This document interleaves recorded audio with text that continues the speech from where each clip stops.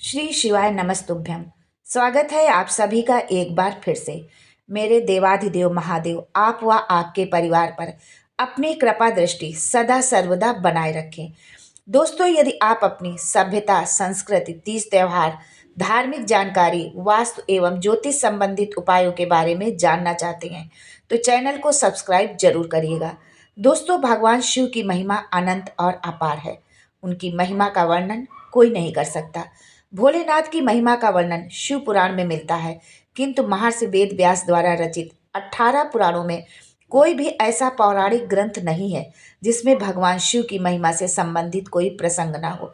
दोस्तों, शिव जी के भक्त यदि शिव मंदिर जाकर उनके विग्रह के समक्ष उच्च स्वर से महादेव महादेव का उच्चारण करते हैं तो जैसे बछड़े की धुन सुनकर उसकी माँ गाय के बछड़े के पीछे दौड़ने लगती है, जैसे इंद्रियों के विषय रस पाने के लिए मन विचलित हो उठता है, उसी प्रकार भगवान शिव जी अपने भक्त के पीछे अपना वरद हस्त उठाकर दौड़ जाते हैं।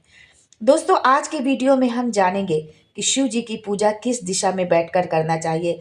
दक्षिण दिशा में बैठकर पूजा करने से क्या लाभ होता है, दक्षिण दिशा पर किसका आधिपत्य है, बहुत सारी जानकारी शिव पुराण से संबंधित आज आपको इस वीडियो में मिलने वाली है।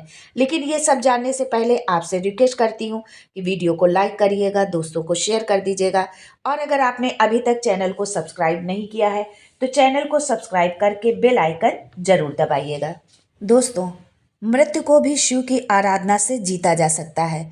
दिन, पल, घड़ी, नक्षत्र सब शंकर का दिया हुआ है। शंकर के सिवा किसी का नहीं है। माघ महीने की सप्तमी तिथि एक ऐसी तिथि है कि जिसके शरीर पर फोड़े फुंसी हो जाते हैं, सोरासिस हो, चर्म रोग हो, दाग धब्बे हो, कुछ भी हो शरीर पर, वो ये उपाय जरूर करे। माघ महीने की सप्तमी तिथि के दिन ही भगवान शिव ने सूर्य नारायण को पहली बार रथ पर बैठाया था। भगवान सूर्य नारायण ने सभी की प्रार्थना की, सभी से विनती किया कि उनको कोई ऐसा वाहन दिया जाए जिससे कि वो अपने भक्तों तक शीघ्र पहुंच जाए। किसी ने नहीं उनकी सुनी। भगवान शिव की उन्होंने आराधना की और भगवान शिव ने प्रसन्न होकर जो है, भगवान भोलेनाथ ने प्रसन्न होकर सूर्यदेव से कहा कि क्या चाहिए। सूर्यदेव ने कहा कि हमें ऐसा वाहन चाहिए जिससे मैं शीघ्र द्रुत गति से अपने भक्तों तक पहुंच सकूं। भगवान शिव ने उनकी वो मनोकामना उनकी पूरी की। सूर्यदेव ने कहा, आपने हमारी कामना पूर्ण की है, मैं क्या कर सकता हूँ, आपको क्या दे सकता हूँ। शिव जी ने कहा, तुम हमें कुछ देना चाहते हो तो फिर हम इस रथ को वापस ले लेते हैं, क्योंकि हमारा महादेव सिर्फ देता है, लेता कुछ नहीं है, लेने की आकांक्षा उसकी नहीं होती है। शिव जी ने सूर्यदेव से कहा कि यदि आप हमें देना चाहते हैं तो जिस दिन आपको रथ पर बिठाया गया है वो दिन दान और पुण्य का दिन हो और काया के रोग से मुक्ति का दिन हो। अगर आप बीपी, शुगर, डायलिसिस, बाईपास, जितनी भी टेबलेट चल रही हो और उस टेबलेट से पीछा छुड़ाना है तो शंकर का स्मरण कर 108 समी के पत्ते जहां शंकर जी की पंचायत लगी हो शिव जी पर समर्पित करें। 5 कमल के गट्टे समर्पित करें, एक शमी का पत्ता चढ़ाएं तो फिर पानी चढ़ाना है। यानी आप पहले एक शमी का पत्ता चढ़ाएं और फिर पानी चढ़ाएं, फिर दूसरा शमी का पत्ता चढ़ाएं और फिर पानी समर्पित करें। आपको ऐसे ही पहले शमी पत्र चढ़ाना, फिर जल चढ़ाना है, फिर शमी पत्र चढ़ाना, फिर जल चढ़ाना है। इस तरह से आपको 108 बार जो है ये क्रम करना है। अपना नाम और गोत्र का स्मरण करते हुए आपको ये क्रिया करनी है। बाबा से विनती करिए, शिव पंचायत का पूजन करिए और घर पर अपने वापस आ जाइए। जितने भी रोग बीमारी हैं सब समाप्ति पर होंगी। आपको कोई टेबलेट नहीं खाना पड़ेगा, बस बाबा से आपको विनती करना है, निवेदन करना है। जहाँ शिव पंचायत है यानी कि सूर्य नारायण, पार्वती जी, गणेश जी, भगवान शिव, ये शिव पंचायत में आते हैं। बहुत कम मंदिर होते हैं जहाँ शिव पंचायत हो। वहाँ जहाँ पर शिव पंचायत है वहाँ पर आप 1 लोटा पानी शमी के 11, 21, 31 पत्ती जल में डालकर नाम गोत्र का स्मरण करें। ये गर्ग संहिता में वर्णित है, गर्ग संहिता में लिखा हुआ है कि आप जितनी बार शमी पत्र डालें उतनी बार नाम गोत्र बोलें, पर अगर आप इतनी बार नहीं बोल सकते तो एक बार ही बोल लें। शमी पत्र का जल महादेव को समर्पित करें। शिव पंचायत का दर्शन करते करते आप ये क्रिया करें जो है, एक पात्र आप रख लें, उसमें शिवलिंग के चढ़े हुए जल को एकत्र कर लें। जो आप जल चढ़ा रहे हैं तो वो शिवलिंग से होता हुआ जो नीचे गिरता जलहरी से आप उस जल को एकत्र करके एक बोतल में भर ले। लगभग 15 दिन आप उस जल को तेल की तरह पूरे शरीर में लगाएं।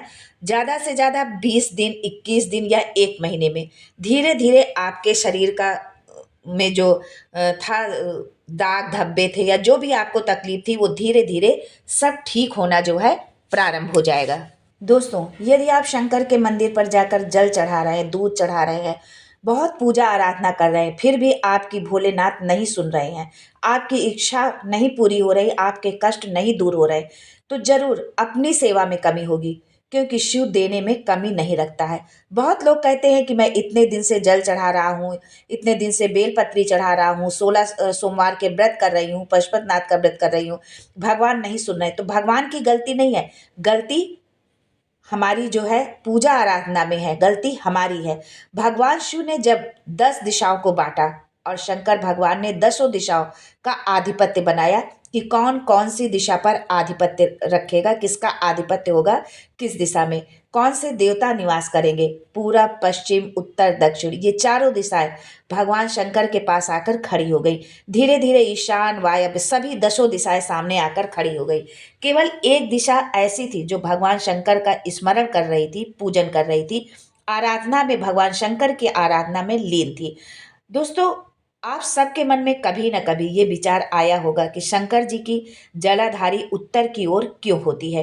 केवल एक दिशा ऐसी है जो भगवान शंकर की आराधना में उस समय लीन थी। सारी दिशाएं आपस में चर्चा कर रही थी। वहीं पर उत्तर दिशा खड़ी होकर दक्षिण दिशा पर हंसने लगी। दक्षिण दिशा ने कहा कि हे भोलेनाथ, आप तो शमशान में निवास करते हैं। जो मुर्दे को लेकर के आएगा, मृत शरीर जिसका होगा और उस मृत शरीर को लेकर के आएंगे और उसका चरण दक्षिण दिशा की ओर होगा। शमशान में प्रवेश करने से पहले वो मुर्दा भले ही मर चुका होगा, लेकिन शमशान में प्रवेश के 5 कदम पहले से जो भी मुर्दे को लेकर शमशान में आएगा, जितने लोग शमशान में प्रवेश कर रहे होंगे मुर्दे के साथ में, उन सभी को काशी की परिक्रमा का फल मिल जाए। ये वरदान मुझे आपसे चाहिए। भगवान शंकर ने तथास्तु कहा और दक्षिण दिशा को वो वरदान भगवान भोलेनाथ ने दिया। दोस्तों, दक्षिण दिशा ने जो महादेव से मांगा वो कोई नहीं मांग सकता। शिव जी ने कहा तथास्तु। दोस्तों, शिवलिंग की पूजा इसीलिए दक्षिण की ओर बैठकर की जाती है। अगर आपको ये जानकारी अच्छी लगी हो तो कमेंट में श्री शिवाय नमस्तुभ्यम जरूर लिखें और चैनल को सब्सक्राइब करना ना भूलें। आज के लिए बस इतना ही। दोस्तों, मिलते हैं अगले वीडियो में एक नई जानकारी के साथ। तब तक के लिए श्री शिवाय नमस्तुभ्यम and thanks for watching my video.